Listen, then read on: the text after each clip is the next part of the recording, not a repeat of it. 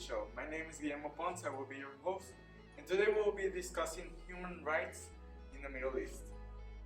From all our research our team has done, we've come to the conclusion that most of the human rights violations in the Middle East come from, yes, you guessed it, ethnic and religious conflict.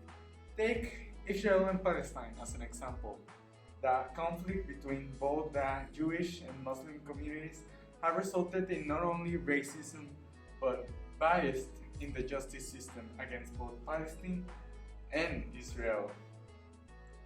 Let's look at the rest of the Middle East, especially countries such as Egypt, where the police is corrupted and abusing people.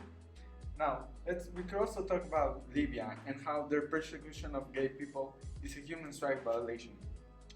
A human right, if you do not know, is a basic moral principle given and freely given to any person regardless of sex, gender, religion, or age. It is something that is given to any person alive under any circumstance. Nobody is excluded. That is the definition by the United Nations. Now, we're going to talk a little bit about the Israel and Palestine conflict because that's where most of our human rights are.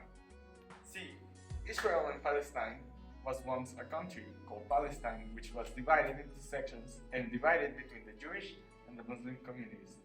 And this, well, if we ignore all that military drama and everything that has been going on, pew pew, pew pew pew, well, we come to the conclusion that, yeah, religious conflict. We have the Jewish communities trying to kick out the Palestinian minorities out of their homes.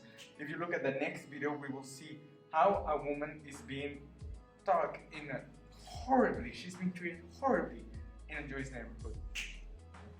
הארמון של דוד המלך, אוויר, עצי זית, עצי פרי.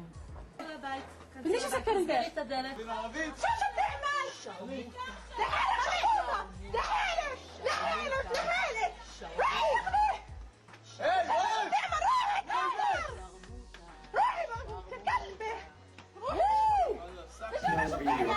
It's just a part of the video, shows how much the Jewish community rejects Palestinians. Now, we're going to go back a second towards my friend Rodolfo, who is on a video. He is not at the studio, and he's going to discuss some human rights violations that have been occurring here in Mexico. Human rights in Mexico have been an issue for years. Mexican security forces have implicated and repeated serious human rights violations, including extrajudicial killings, enforced disappearances, and torture, in the course of efforts to combat organized crime.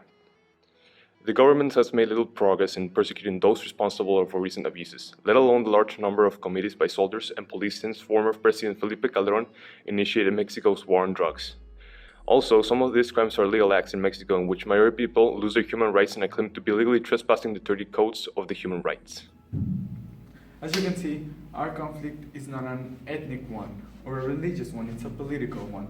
It's very different from Palestine's and Israel's. Now, I know Palestine and Israel isn't the whole Middle East. In fact, it's a little hard to encompass the whole Middle East into one single list of all the human rights violations that they have.